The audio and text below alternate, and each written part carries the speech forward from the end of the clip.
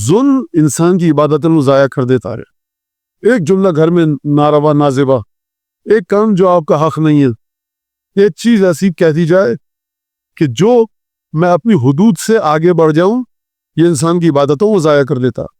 اور الحمدللہ خدا کا شکر ہے کہ مجھے دور نہیں جانا پڑے گا، ہمارے اپنے معاشرے میں یہ ہو رہا ہے۔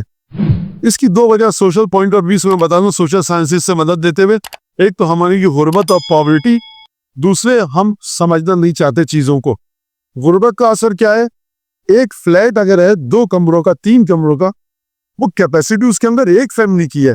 کس طرح سے وہاں حجاب ہوگا، کس طرح سے وہاں خیال رکھا جائے گا۔ قرآن فرما رہا ہے میاں بیوی کے لیے ہن لباس لکم وانتم لباس لہن، دیکھو یہ تمہارا لباس ہے، تمہاری بیوی تم ان کا لباس ہو۔ قرآن مجید میاں بیوی کی زندگی کو پرائیویسی عطا کر رہا ہے۔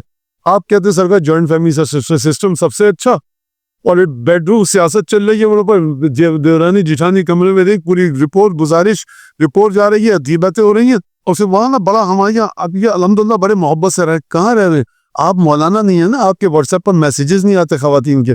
کبھی مولانا ہو جائیے تب آپ کو پتہ لگے کہ خواتین کیا شکایتیں کرتی ہیں اور کیا ظلم گھروں میں ہو رہا ہے۔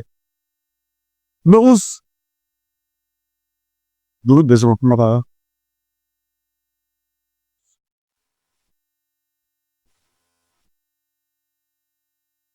یعنی ایک ظلم ہے۔ دیکھیے جو خاتون پردہ نہیں کرنا چاہتی نہ کرے، اختیار ہے، شوہر بھی خوش وہ بھی خوش، ٹھیک ہے، قبر میں قیامت میں جواب دے گی۔ میں جسٹیفائی نہیں کر رہا، میں نہیں کہہ رہا جائز ہے، ٹھیک ہے، کوئی مسئلہ نہیں۔ مشکل یہ ہے کہ بیوی لڑکی بیچاری گھر میں گئی ہے، دین کے مطابق عمل کرنا چاہتی ہے۔ یہاں پر مجھے یہ جملہ کہ ایک لڑکے سے شادی ہو پوری لسٹ آتی ہے، میرے ساتھ میرے ابا سے اجازت دو، میری اماں سے اجازت دو، بڑے بھائی سے اجازت دو، اچھا وہ ناراض ہے، بھائی کیا مطلب ہے؟ یہ اہل بیت کی زندگی ہے؟ یہ اہل بیت نے یہ سکھایا آپ کو؟ آپ سے زیادہ عادل امیر المومنین تھے، جناب زینب ان کے ساتھ نہیں رہی، امام حسن امام حسین ان کے ساتھ نہیں رہے۔ اگر آپ کو رہنا ہے اس طرح سے، دیکھیے ہمارے معاشرے کا یہ بڑا مسئلہ ہے۔ اور جو میری مجلس سنتے ہیں وہ کہہ رہا ہوں کہ آج مولانا بالکل ایک عجیب موضوع پہ بول رہا ہے، میں نہیں بولتا، لیکن کبھی کبھی یہ ان باتوں کو ترک کر دینا، خوف آتا ہے کہ واجب کو انسان منبر پر بیٹھ کر ایک اپنے ہاتھوں سے کھو رہا ہے۔ تو سب سے پہلی بات، ہمارے معاشرے میں ایک بیماری، ایک بھائی کما رہا ہے، باقی 2-3 بھائی ان کی سمجھ میں مولانا بزنس کرنا، بزنس کیسے کرو گے، گھر کیسے چل رہا ہے، بھائی یہ فلاں جگہ پر 7 سمندر پار۔ آپ سے کس نے کہا کہ یہ زندگی صحیح ہے؟ ملعون من کل نفس والا غیر، لعنت ہے خدا کی اس کے اوپر جو اپنے پورے وجود کو دوسرے کے اوپر ڈال دے۔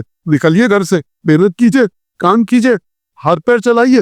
من باتا کا دن رزق ہی، جو شخص آئے اور وہ تھکا ہوا آئے، اور تھکے ہوئے آنے کے بعد تکیے پر سر رکھ کے سوئے، طلب رزق حلال میں گیا ہو، رسول خدا فرماتے وہ رات میں جب تکیے پر سر رکھ کے سوئے گا اس کے گناہ معاف ہو جائیں گے۔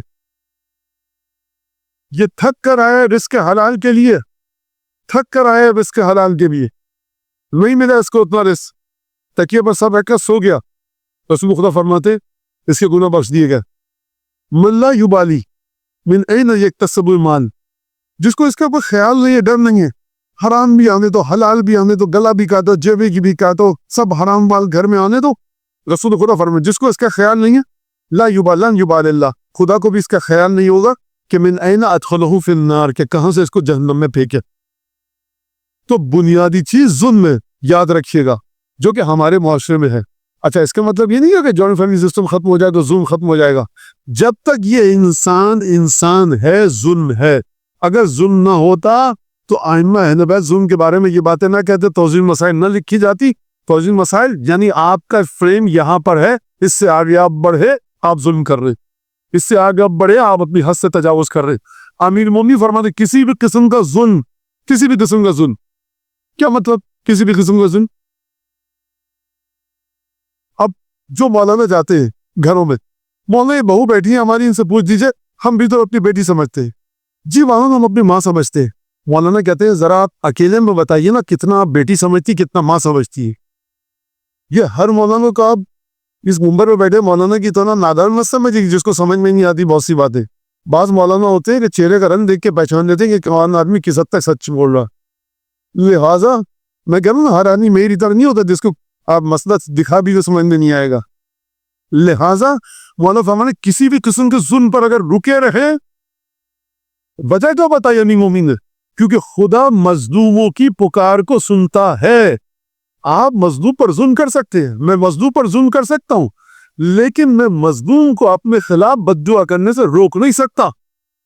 اس کے لیے کیا 200 رکعت نماز جعفر تیار پڑھنی پڑتی ہے, یا 1000 رکعت نماز پڑھنی پڑتی ہے, یا جوشن غریب پڑھنی پڑتی ہے؟ مظلوم جس حال میں بھی اس کا دل ٹوٹا, آنکھوں سے آنسو آئے, اس نے بد دعا کی, آپ کا کام تمام. امیر مومن فرمایا کہ لیس شیء ادعا الی تغییر نعمت اللہ ہوا تعجیل نقمتہ. سب سے زیادہ جو عذاب جلدی سے آتا ہے اور نعمت جو زائل ہوتی ہے وہ یہ ہے کہ تم کسی بھی طرح کے ظلم پر اصرار کرتے رہو, ٹکے رہو, جمے رہو. کیونکہ وجہ سنیے, کیونکہ خدا مظلوم کی پکار کو سنتا ہے. صاحب الزمان الأجل یا صاحب الزمان الأجل